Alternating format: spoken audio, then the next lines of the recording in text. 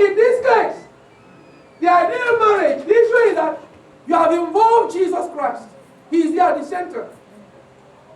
When he's making reference to what Pastor John said, it's not any little thing. Mom, this woman that I married, she's giving me a headache. I don't know how I'm going to resolve this. Have you first of all told the person that you're involved? You have to go on your knees first before you call your mom or you call your dad or call your brothers and sisters.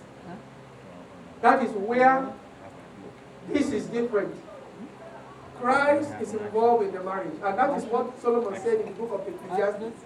And a three-binded cord cannot be broken. That is what that people that are sending you this kind of things in their wedding, they are saying, we have involved Christ in our wedding.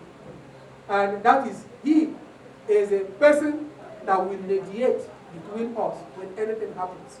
Then going back to summarize what my wife said, when a believer marries an unbeliever, it becomes difficult because Christ is not there, first of all, to mediate. And then, in summary, as we close, I'm not trying to use this thing as something to justify myself. I want to say this. I gave it as an example to the men when we had our meeting. There are some times that something may be happening.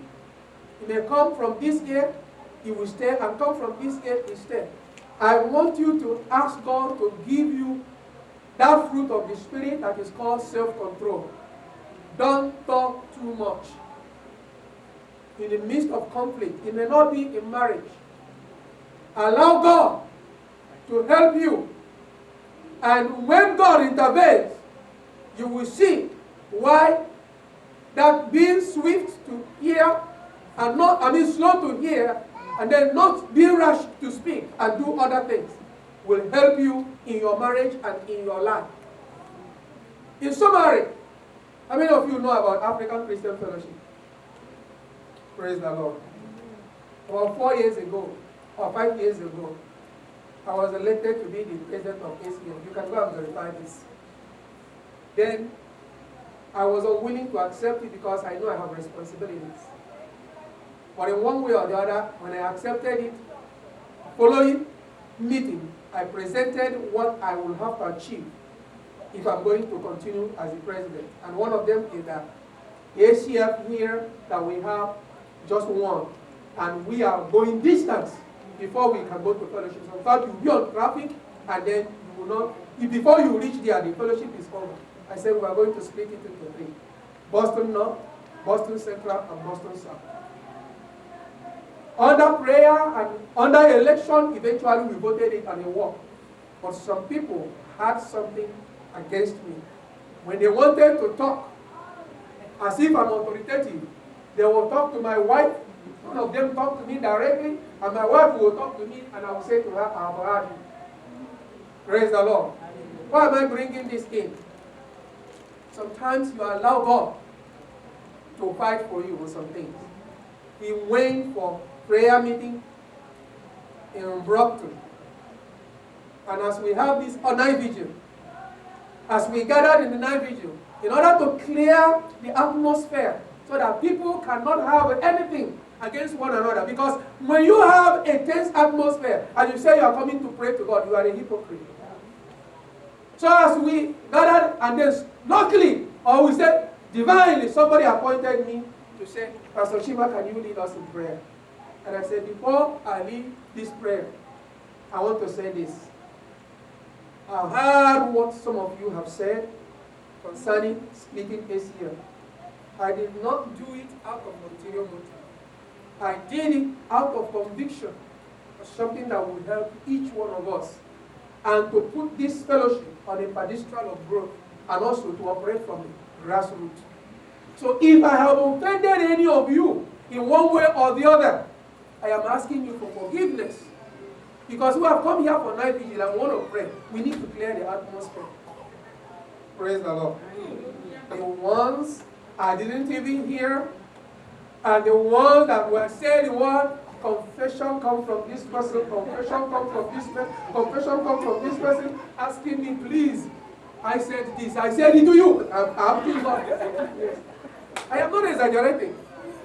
People ended up shedding tears before we continued in that night vigil. And it happened to be a fruitful night vigil that night.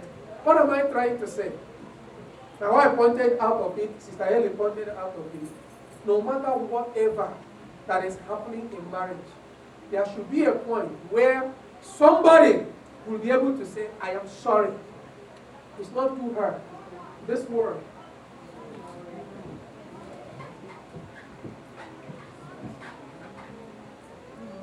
I didn't say that I'm sorry that if I hurt anybody like Ines here, that he was going to touch them. I wanted to just say it and then sat down after leading the prayer. But the things turn around. Praise the Lord. Sometimes, out of stubbornness, maybe in my heart, or in my wife's heart, or in your heart, or any person's heart, we cannot condescend. We cannot be able to accept our fall. And that goes to what one of them pointed out, self-centeredness, selfishness. And when it dominates in the marriage, there is going to be a little problem. Whatever Sister B can give to you, Sister C you're looking for outside can give it to you. Whatever Brother B you have can give to you. Looking outside, that Brother Z will give it to you. It's going to be something else. So I'm going to end it here. And by the grace of God, in November, one of these Sundays, we'll come back again to maybe another thing, not the main course, another thing that is related to this one. We may have many appetizers. And I would want you to get a pen, write some things down as this is going on. A time is coming when it's going to be thrown open. Let's get questions. Whatever that you are going through, you bring it up. I may not be the one that will answer it. Maybe there's somebody in the congregation that will give a word that will bring healing in your life. Shall we stand up?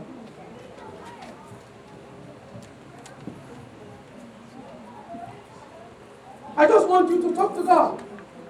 Marriage is not theory. For people that are yet to marry, yes, it's theory. They are not practicalizing.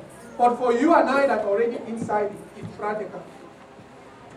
It is practical.